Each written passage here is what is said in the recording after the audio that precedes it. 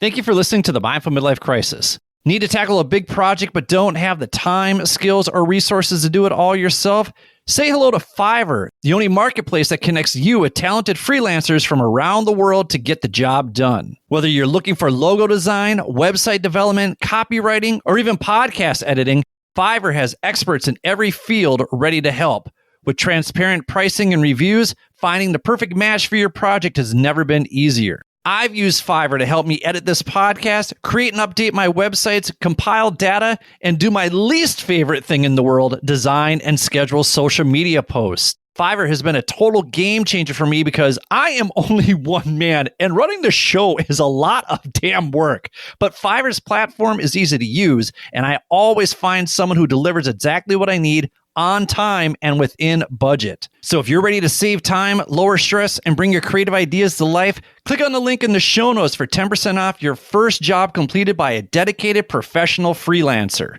Fiverr, a job well done starts here. Looking for an all-in-one platform to build and grow your online business? Let me introduce you to System.io, the game-changing tool that simplifies your life by handling everything from building sales funnels to automating emails, managing your online courses, and even running your affiliate programs. With System.io, you don't need a dozen different tools or a massive budget. It's designed to be user-friendly, affordable, and comprehensive so you can focus on what really matters, growing your business. Whether you're a seasoned pro or just starting out like me, System.io makes it easy to create a website, sell your products, manage your email list, and set up powerful automations all in one place. I actually have my Mindfulness for Anxiety and my Mindfulness Fundamentals course on System.io, and it's also what I use for my weekly newsletter.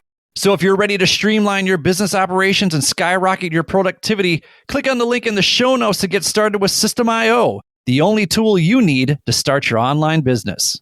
Hey there, I wish we could do this show ad-free, but these products and services really do enhance the quality of this podcast, and I'm a big believer in promoting people who do good work. Not only that, but when you support these products and services, you're also supporting the show. If you're looking for other ways to support this podcast, be sure to stay tuned until the end of the show, and don't forget to click on those show notes. Now, on with the show. Coming up on the Mindful Midlife Crisis. At the end of the day, navigating big life decisions isn't about choosing between head, heart, or gut. It's about giving each part of ourselves the chance to speak. It's okay to feel conflicted. I do it all the time. Sometimes that inner debate is exactly what brings clarity. So if you're standing at the crossroads, take a deep breath, lean into those perspectives that speak to your whole self, and trust that each step forward, even if uncertain, is part of the path.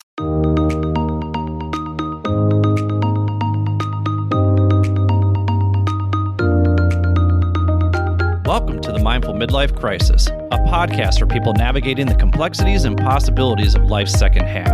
I'm your host, Billy Lahr, an educator, personal trainer, meditation teacher, and overthinker who talks to experts who specialize in social and emotional learning, mindfulness, physical and emotional wellness, cultural awareness, finances, communication, relationships, dating, and parenting, all in an effort to help us better reflect, learn, and grow so we can live a more purpose-filled life. Take a deep breath, embrace the present, and journey with me through the Mindful Midlife Crisis.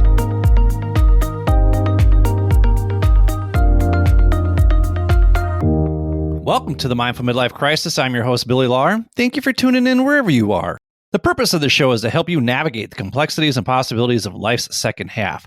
One way I do this is by providing a platform that gives people the space and permission to share their practical expertise and relatable life experiences that inspire you to become more clear, consistent, connected, and compassionate in pursuit of your own future goals. If you want to listen to some of my favorite conversations from the past, visit www.mindfulmidlifecrisis.com/fanfaves. That's where we post past episodes that generated the most buzz from our loyal listeners, like my conversations with Tandra Rutledge. That's episode 22 and 23, where we discuss how we can normalize and prioritize conversations around mental health with our children, including strategies for parents who have children with ADHD, all so we can kick mental health stigma's butt. Lately, though, I've been sharing how practicing intentional and mindful living over the last 10 years has helped me navigate the trials, tribulations, and triumphs of my own midlife crisis. Being more intentional and mindful has helped me process my anxiety in a much healthier way, by reducing my emotional reactivity and impulsive behavior, which in turn has helped me improve my relationships and communication with others. So if you're ready to make a meaningful change in your life, visit www.mindfulmidlifecrisis.com and download your free Jumpstart Your Midlife Workbook. This workbook offers a comprehensive guided approach that will help you transform your midlife years with actionable steps, reflective exercises, and practical insights that will empower you to unlock your potential and build a more fulfilling life for yourself.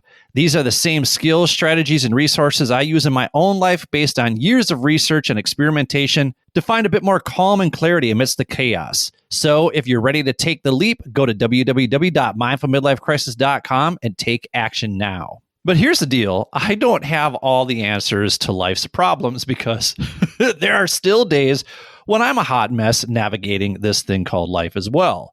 But by sharing my experiences as well as the experiences of others, my hope is that you'll see you are not alone in your experience. When we journey together and offer encouragement, we create a stronger, more connected community where everyone can thrive because at the end of the day, we'll always achieve more working together than we ever could alone. So if you've been following my journey the last few years, you know how connected I've felt to the city of Seoul, South Korea, which eventually led to my moving here and starting a new life in Korea, which has been no small leap, to say the least. I actually still remember my first day here as a Korean resident, if you will. It was August. It was 90 degrees with 90% humidity because that's what summer is like here. I was pushing 2 heavy suitcases up the steep hills in Gangnam style, sweating my hairy beanbags off, trying to navigate the labyrinth of roads and alleyways that eventually led me to my new apartment. And after I settled in, I just crashed from pure exhaustion around 9 p.m. Of course, jet lag settled in, so around 2 a.m., I'm up, I'm wide awake, and that's when it hit me. What the hell have I gotten myself into? What am I doing here? Did I just make a huge mistake moving here? And all of that uncertainty hit me, and it hit me hard because what I'd been struggling with all summer leading up to this move was the fact that my head, heart, and gut were not in alignment.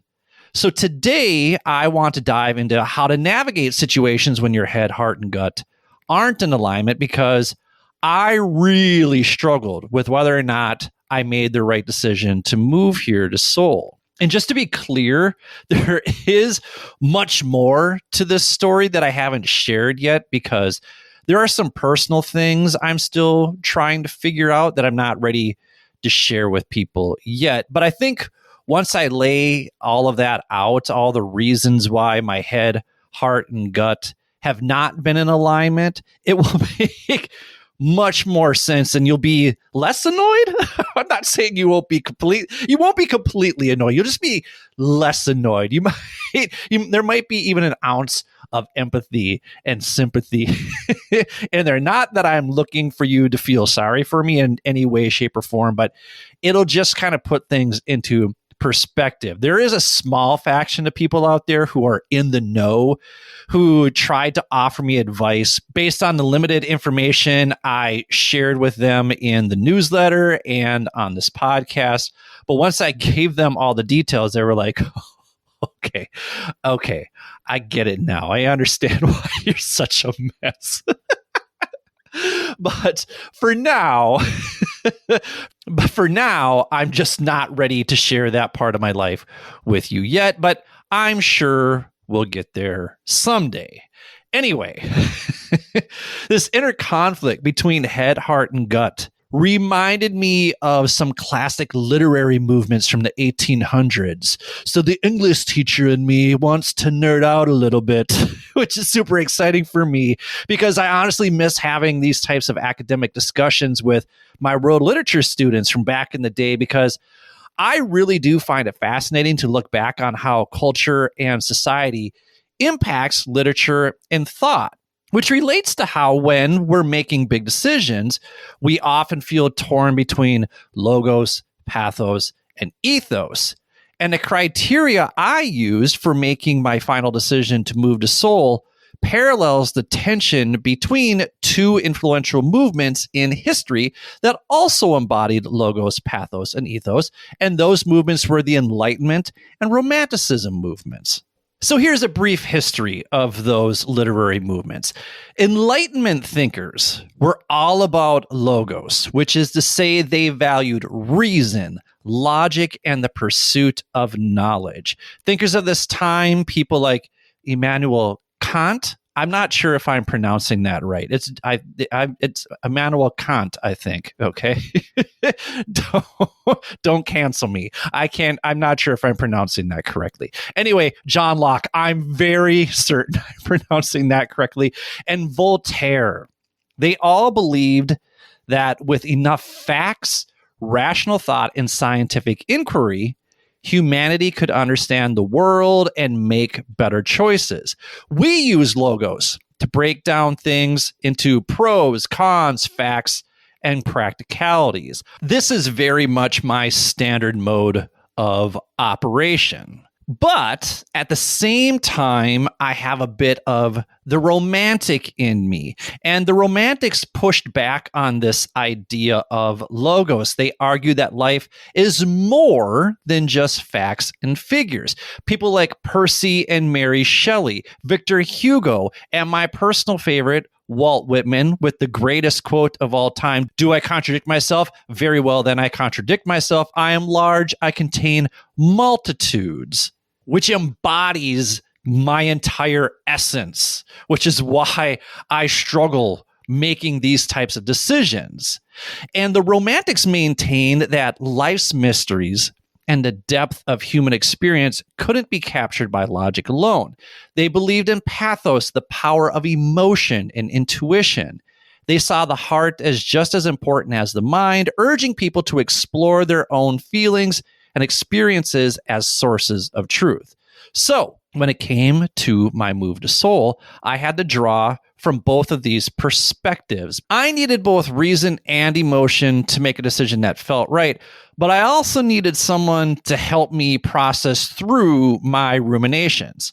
So my first call was to Bradley James Davies. He's a fellow digital nomad, he's a former educator, and he's also the author of School Leadership from A to Z, How to Lead Well Without Losing Your Way, which I will link in the show notes. Are you checking out the show notes? I spent so much time curating those show notes for you. Please check out the show notes. They're a good read. There's all sorts of wonderful resources.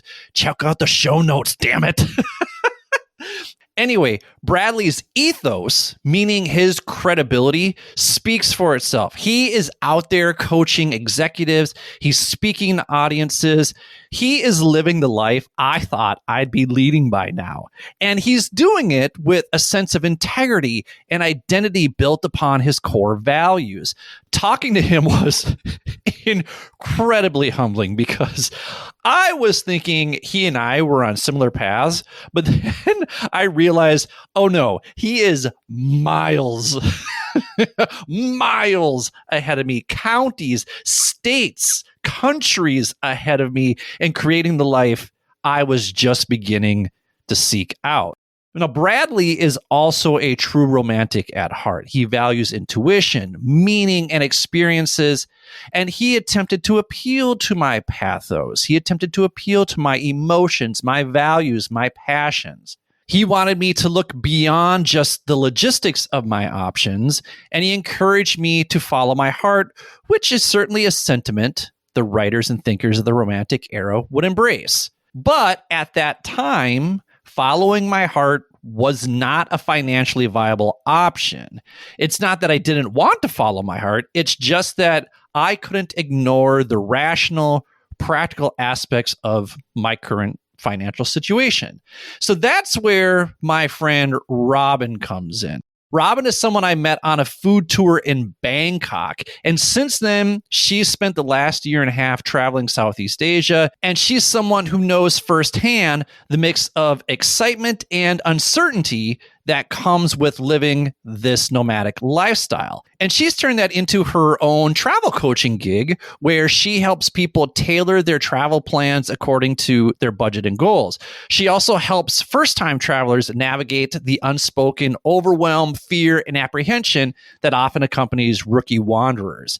And she's not just sipping Mai Tais near the beach. Robyn has traversed Mount Everest Base Camp. She's completed a silent meditation retreat in India. She taught yoga and bar in Vietnam, and she's built her business using spotty internet service in remote locations in the Philippines and Sri Lanka. All that while navigating the messy emotions that come with divorce. So if you find Robyn's story interesting, she's been documenting it on her blog, which is Wandering Toward the Light. Guess what? You can find that in the show notes too. You can also follow her on Instagram, Wandering Toward the Light. Give that a follow. She's essentially on her Eat, Pray, Love world tour these days, which those of you know I hate Eat, Pray, Love. It's so stupid.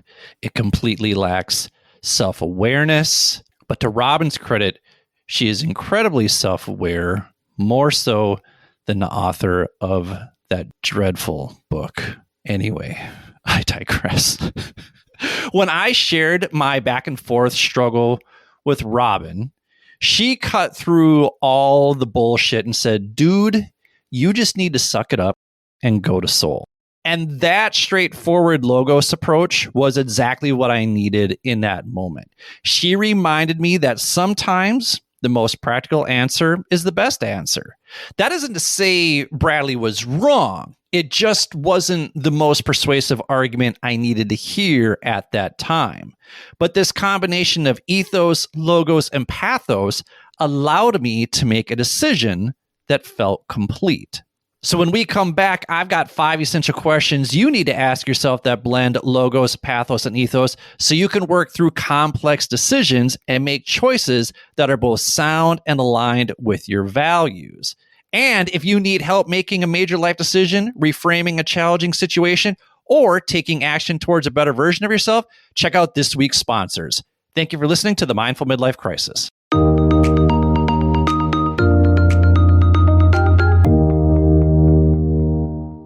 This episode is sponsored by the Bell Center and its Mind Hacking Meditation course, a transformative 3-week journey into meditation and mindfulness. Perfect for beginners or seasoned meditators alike, this self-paced course requires only 5 hours a week and includes daily guided meditations, theory lessons, and one-on-one guidance from Colin Purcell and Anna Schlegel. Experience the essence of the Bell Center from anywhere in the world. I actually took this course last year while I was in Korea, and it challenged my already established mindfulness practice while also expanding on my understanding of how mindfulness and breathwork actually impacts our physiological health. For those ready for a physical retreat, the Bell Center, perched on a lush rainforest hill in Ecuador, is a sanctuary for mindfulness, yoga, surf, and more. With breathtaking ocean and mountain views and a vibrant permaculture project, the center offers fresh, organic produce to all its guests. Join Colin and Anna for silent meditation, yoga, and surf retreats starting February 1st.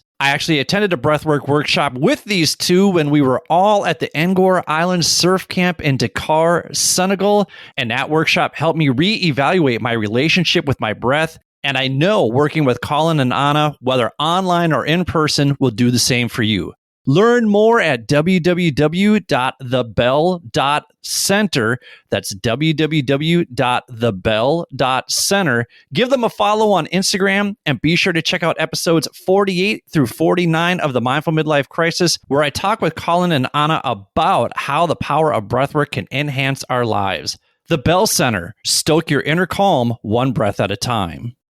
This episode is sponsored by Gray Tonic. Do you ever question your relationship with alcohol? Gray area drinking and gray areas in general affect millions of people who don't identify with extremes but still feel something isn't quite right. Whether it's with alcohol, your health, or even relationships, these gray areas can quietly hold you back. If this sounds familiar, don't miss episode 61 with gray area expert Carrie Schweer, where she shares her personal journey through gray area drinking and explains how her own frustration with traditional programs led her to create Decide 30, a new program from Gray Tonic that doesn't just address drinking, but tackles all those in-between spaces where we tend to get stuck. With Decide 30, you'll explore what drives your habits, refocus on what truly matters, and develop daily tools to start moving forward. One of my listeners who worked with Carrie shared that her approach opened doors in ways he didn't expect, helping him to become a better husband, father, and leader. And as someone who's personally moved through gray area drinking and has been sober for over a year now, I can tell you firsthand the difference it makes to be clear and intentional. So if this resonates with you, check out the link in the show notes to learn more about Gray Tonic's Decide 30 program. This might be the exact opportunity you've been waiting for to make lasting changes in every area of your life. This episode is sponsored by Beyond Coaching with Jeannie Love. Looking to create a more inclusive workspace for your neurodivergent colleagues? Or maybe you're seeking effective strategies for your own ADHD journey. If so, check out episode 99 of the Mindful Midlife Crisis with Jeannie Love, a neurodivergent coach and consultant with over 20 years of experience specializing in ADHD and autism.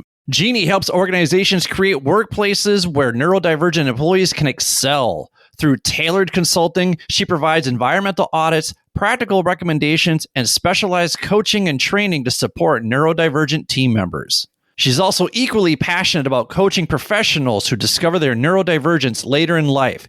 Using her neuroautonomy method, she helps clients develop personalized tools for building confidence, productivity, and emotional resilience. If you're ready to explore how neurodiversity coaching can enhance your workplace or personal journey, book a free 60-minute discovery call with Jeannie at www.beyondcoaching.pro. That's www.beyondcoaching.pro. And let Jeannie empower neurodivergent individuals and workplaces to thrive with confidence, clarity, and compassion. This episode is sponsored by the Simple Man Guide. Hit a career rut and have no idea what to do next? Then check out episode 63 with the Simple Man, Brian Gallagher. Brian once had what many would call the perfect career, a high-paying job, zero debt, and all the luxuries he could want. But deep down, he knew something was missing. It wasn't until he ditched the normal career path, utilized his strengths, and followed his curiosities that he discovered his life's work, helping others find their life's work. So, if you're feeling drained by your career, can't imagine another 15 to 20 years of the same meaningless work, get yourself a copy of Brian's Solo Business Blueprint and start building your path out of the rat race. This free email course is packed with step-by-step guidance to help you find your business idea, get clear on the problem you solve, find those ideal clients needing your help, and stop overthinking and start building your own career path, all without leaving your job, all without wasting lots of time, all without posting on social media. If you're ready to get started, visit www.simplemanguide.com today to break free, create your own path, and live life on your terms. Thank you for listening to the Mindful Midlife Crisis. My mission is to help you navigate the complexities and possibilities of life's second half by introducing you to people and resources that will help you jumpstart your life. When you support our sponsors, not only are you supporting this show, but you're also supporting your own personal growth and development. Keep seeking out ways to invest in you and your future. And now, back to the show.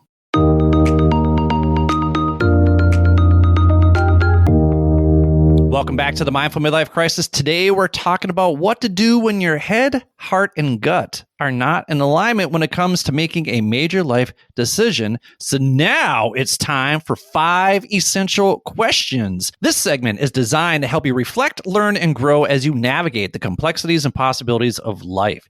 Each episode, I'll present 5 thought-provoking questions aimed at fostering self-awareness and personal growth. These questions encourage you to dig deep, challenge your perspectives, and unlock your full potential. If you want a digital copy of each week's 5 essential questions emailed to you, just go to www.mindfulmidlifecrisis.com and join my newsletter. You'll also get my new Jumpstart Your Midlife workbook, which is a great companion piece to this segment. Whether you're facing a major life transition or simply looking to gain clarity, these 2 resources will provide practical tools to help you move forward with confidence and purpose. So here we go with 5 essential questions that factor in your logic, your values, and your emotions. Question number 1. How often do I rely solely on logic, logos, when making decisions? And how might considering my emotions, my pathos, add depth to my choices? I would say I'm about 70% logic and 30% emotion. That works pretty well in most situations, especially when I'm teaching or planning a course. Whether it's creating something for digital nomads or developing lesson plans for my Korean English learners, I think in terms of how pieces fit together logically. I want the material to flow in a way that makes sense, and I want people to walk away with practical, useful strategies they can use right away. But here's where it gets interesting. I've noticed that when I tap into that 30% of emotion, especially in person, it makes a big difference. I connect well with people face to face because I think I do a good job at reading people. I adapt. I use humor or empathy, all to balance things out. I've seen how that emotional side helps me reach people on a more human level, whether it's colleagues, students, or clients. However, in my writing, I tend to be pretty direct. Some might call it concise. Others might call it a bit too straightforward. Some might call it rude or terse, but this is where I try to add a little more emotional insight because that helps me better connect with people, especially in my podcast and the emails. That's been feedback that I've been given, is that nobody wants advice from you. They just want to hear your stories. They want to hear the emotion in your stories. All right. That's why the one season failed. That's why I don't do that anymore. That's why I talk about what's going on with me. So people seem to connect with that a little bit better.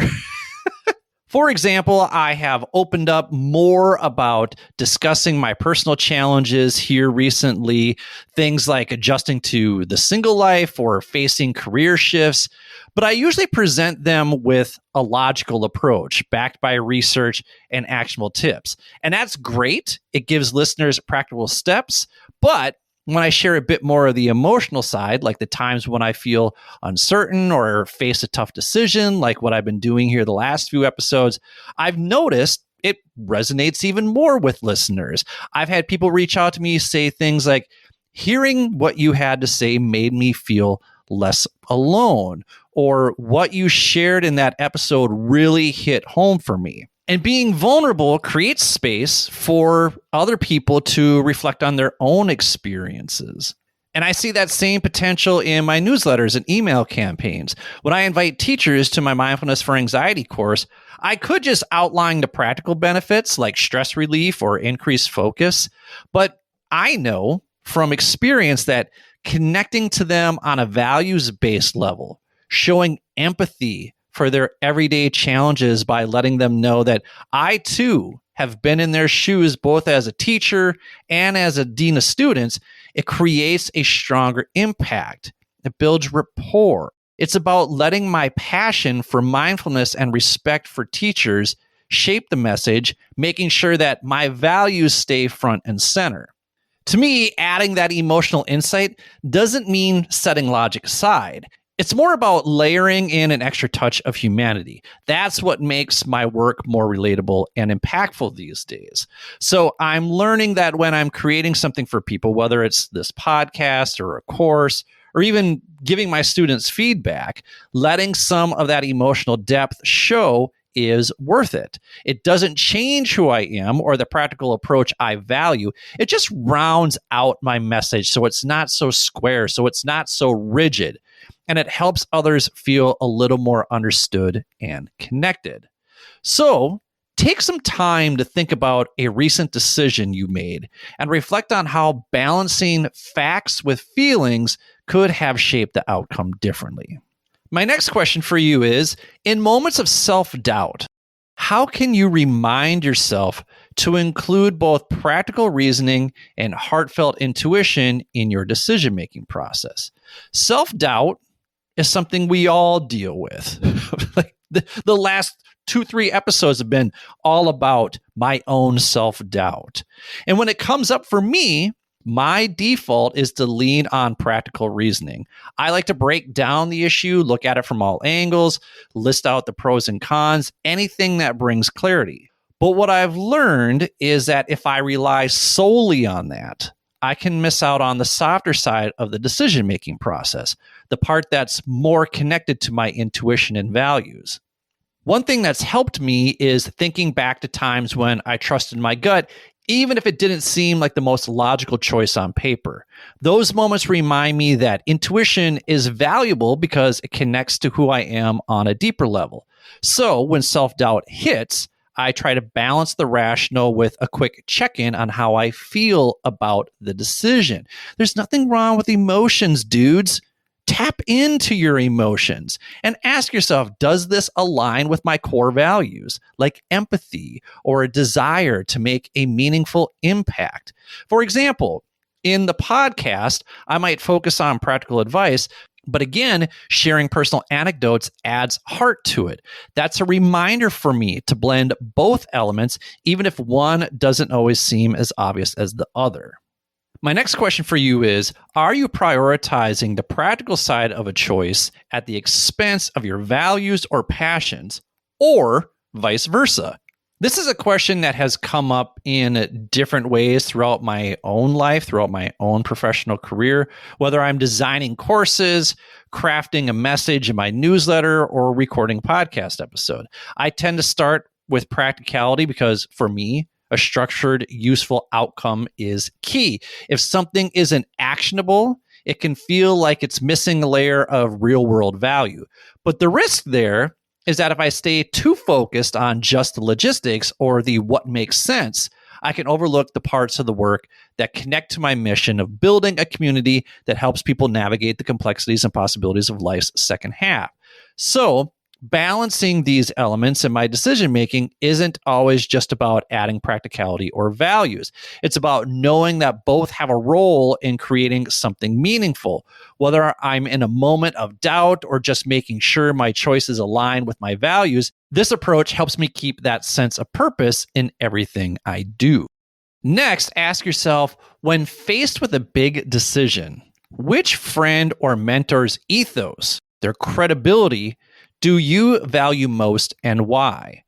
I feel incredibly fortunate to have a lot of people I can turn to in these moments who I trust based on their credibility, and they all bring something different to the table. If I have a question about what to do with my money, I turn to my dad, and I am eternally grateful that he taught me how to manage and invest my money wisely. That's something I talked to financial advisor Matt Moline about in episode 86. So if you need advice about how to talk to your kids about money, be sure to check out that episode. It's in the show notes. My sister Debbie is another person I quickly turn to when I need someone to help me process the pros and cons of a major life decision. She's great at getting me to see the logical arguments, but at the same time, I also value conversations with people like Kristen Brown, that's episode 27, and Jill Daylor, that's episode 29, and it's summer session like 7 or 8, something like that.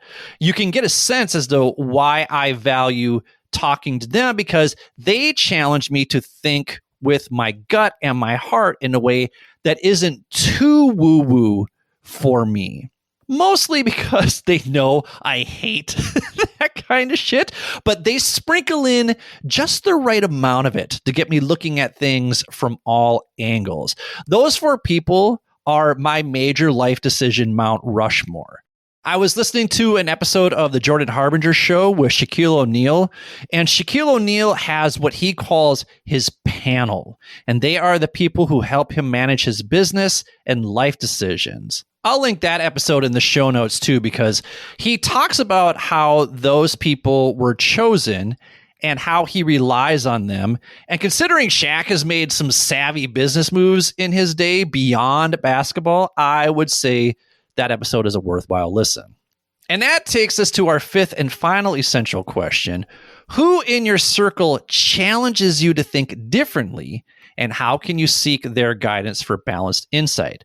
For me, this is my best friend B, and I'm not going to use his full name because he He is my misanthropic friend with crippling social anxiety, and he would probably be pissed if he knew I'm even talking about him like this.